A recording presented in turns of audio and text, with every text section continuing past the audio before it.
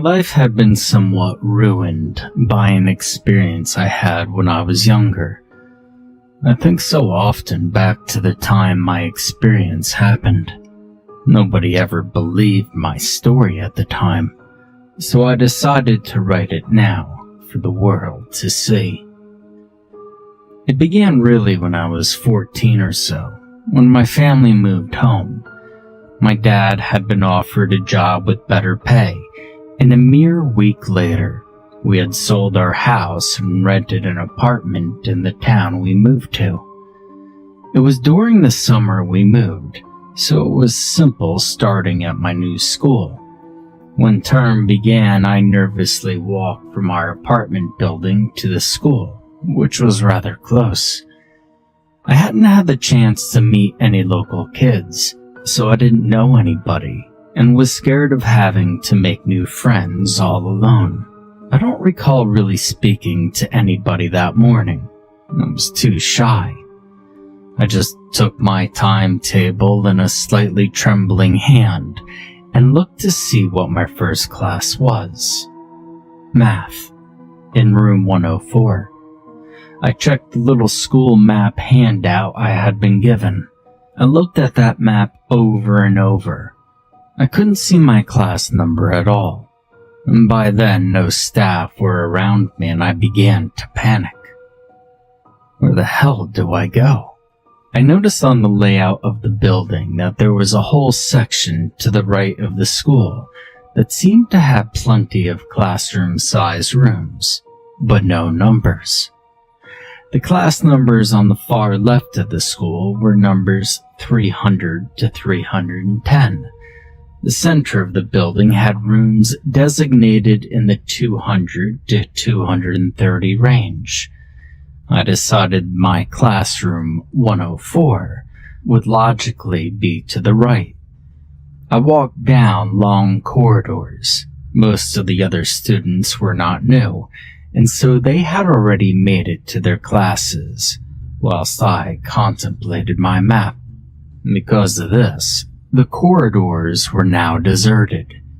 In retrospect, I should have just found the help desk and asked them to give me directions, but I was so shy I'd rather try and do it alone.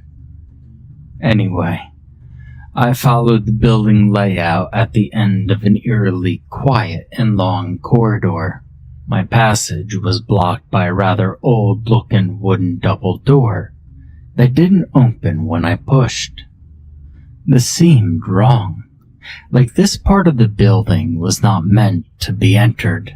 I played with the idea that someone had accidentally shut them, or maybe I just wasn't pushing hard enough. I rammed into the doors with my shoulder, and with the scraping sound of metal on wood, they opened.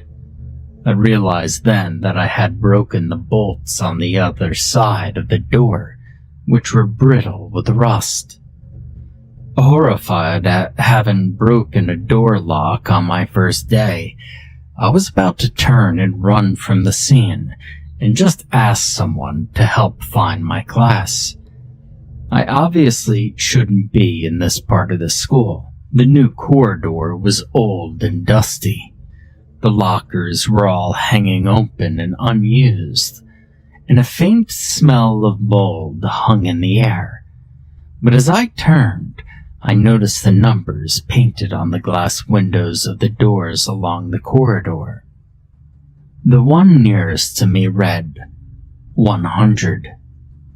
Perplexed, I checked my timetable again to assure myself that I had read my class number correctly. It was clear.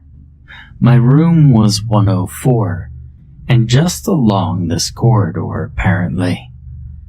I began to walk slowly, looking into the windows of each class I passed. 100, empty. 101, empty. 102, empty, except for a plastic skeleton hanging in the corner by a pile of yellowing student lab coats. But still, it was enough to make me flinch. As I checked 103, It was empty. I heard the voice of an adult man coming from the room opposite. Room 104. I peeked through the window. Full. Except it wasn't what I expected to see. Sure, there was a teacher wearing a worn brown suit and blue bow tie. And there were students, all focused on this teacher, sitting apart from one another on old-fashioned wooden tables. What made me pause was what they were wearing. Kids didn't dress like that anymore. It looked like a classroom from an old film or show. The teacher stood beside a blackboard, dusty from chalk. Despite this oddity, I knocked on the door. I assumed the school had a poor budget. The teacher didn't notice my knocking, so I quietly opened the door and walked in. None of the students took their gaze away from the teacher, who also paid no attention to me. I awkwardly apologized for my lateness, citing that I had gotten lost. I then made my way over to the only free seat in the room, and I sat down. I felt my cheeks burn with embarrassment. I must have interrupted the class. The teacher began his lessons a few seconds later, rather casually. His name was Mr. Talori. He began to chalk equations on the board and got the class to solve them. The lesson was rather ordinary, except for the fact no calculators were used. Whenever I raised my hand to answer a question, almost to try and win back favor from the teacher, he ignored it and always chose another student to answer the problem. The lesson ended abruptly after what felt like hours. By the end of it, I was bored and miserable. I just wanted to get home and complain about the way I was ignored. When I left the room, I felt pangs of hunger. I noticed at my watch and was shocked to see the school day had ended.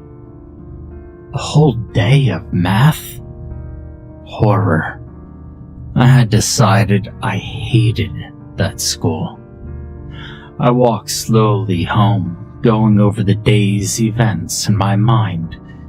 It was all very weird, but I supposed I would get used to this new school eventually. When I got home, my mother was talking on the home phone. Her face displayed confusion. She heard me come in and frowned when she saw me. She looked somewhat angry and asked whoever was on the other end of the phone line to hold. And then she accused me of skipping school. Confusion followed. I told her I was in class all day, but apparently the school had phoned to say I wasn't in any lessons and hadn't seen me after I collected my timetable. I said I was in Mr. Talori's class in room 104 all day. I must have missed the register when I was late, I thought. My mom paused and told the school on the phone my story. Her expression froze after a few seconds, and then she looked at me rather worriedly. She hung up the phone and told me what the school had said. Mr. Talori had not worked at that school in 38 years. Apparently, room 104 was part of an abandoned section of the school that hadn't been used since the school caught fire nearly 40 years ago.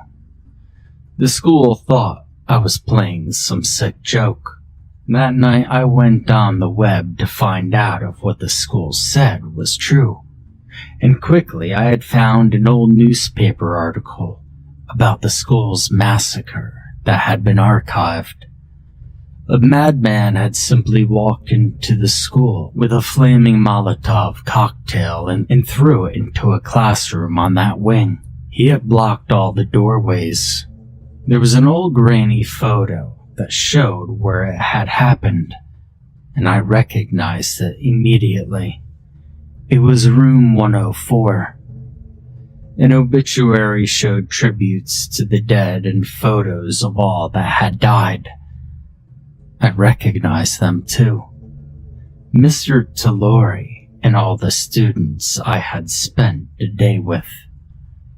My heart felt like it had stopped. I felt sick. I felt cold to my bones at that moment. And after that day, I changed schools. Now, years later, I've written this, my account of what happened to me, which nobody had ever believed. The reason why now? Well, you see, yesterday, I received a letter in the post. There was no address. It had simply appeared in my letterbox. It was a class reunion invite, signed by my old teacher, Mr. Talori.